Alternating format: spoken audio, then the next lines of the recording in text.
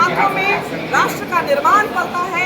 आप एक शिक्षक बहुत ताकतवर होता है, वो डॉक्टर, इंजीनियर, वैज्ञानिक और क्या क्या नहीं करता है, लेकिन आज जो भविष्य का निर्माता है, जो भविष्य बनाता है, जिनके हाथों में मेरे बच्चों का भविष्य है, उसका भविष्य ही अंधकारमय है। वो आज भी अपना संघर्ष कर रहे हैं, अपनी हर लड़ाई को लड़ रहे हैं, चाहे आप उसका समान वेतनमान की बात कर लें, चाहे उनका एक ही कार्य के लिए अलग अलग जो वेतनमान दिया जाता है उसकी बात कर लें, चाहे उनका ट्रांसफर पॉलिसी की बात, अभी तक ट्रांसपेरेंट कोई ट्रांसफर पॉलिसी जो है उनकी नहीं है। जो उनकी अस्थायी नियुक्ति का जो उनका हक है वह उनको नहीं मिल पाता है। उनका पेंशन योजना के बारे में अलग अलग जगहों पर अलग समस्याएं हो रही है। कॉलेज में, महाविद्यालयों में समय पर वेतनमान नहीं मिल पा रहा है। वित्त रहित शिक्षण संस्थानों में आज तक शिक्षकों को उनको 30 साल 40 साल संघर्ष करते हो गया, कितने शिक्षक रिटायर हो गए, कितने लोग परिवार बर्बाद हो गए, लेकिन उनको हक नहीं मिल पाया।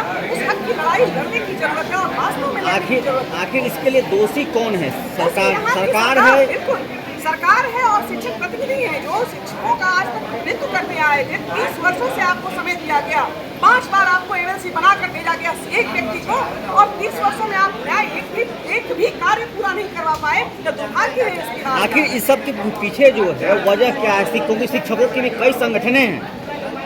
संगठन वजह नहीं है, वो तो अपनी लड़ाई लड़ी में है, लेकिन उनको जो आवाज मिलनी चाहिए थी, जिसको वो चुन कर लाते हैं, जो उनका प्रतिनिधित्व करते हैं, वो सरकार के पास आवाज नहीं उठाते, वो सरकार में शामिल हो जाते हैं। पहले आप देख लीजिए ना, पहले विपक्ष में थे, जीत कर आए किसी वोट से, और अभी आपको चले गए एनडीए में, तो वो सरकार के पास आवाज, और एनडीए की लगातार सरकार है, आप उनकी लड़ाई लड़िए ना, वो नहीं लड़ते। लेकिन शिक्षकों का एक सवाल ये भी है कि आखिर डॉक्टर दिव्या ज्योति पे भरोसा कैसे करें? क्योंकि हर कोई चुनाव से पहले वादे बड़े बड़े करते हैं, चुनाव के बाद भूल जाते हैं। जब आपने 30 साल देखा तो अगला 6 साल भी देखिए।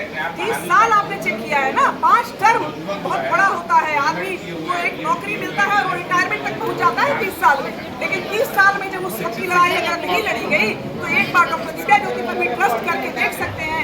आपकी आवाज को अगर हम नहीं उठा पाते हैं, हम सक्षम नहीं होंगे, तो आपका ये तो प्रजातंत्र है ना, डेमोक्रेसी है, आपको वोटिंग का राइट्स है, आप हमें हटा सकते हैं। आप अगली बार बिल्कुल हम आपसे वोट मांगने का अधिकार भी शायद नहीं रखेंगे। डॉक्टर दिव्या ज्योति जो कह रही हैं वो करके बिल्कुल करेंगे, बिल्कुल कर दिखाएंगे।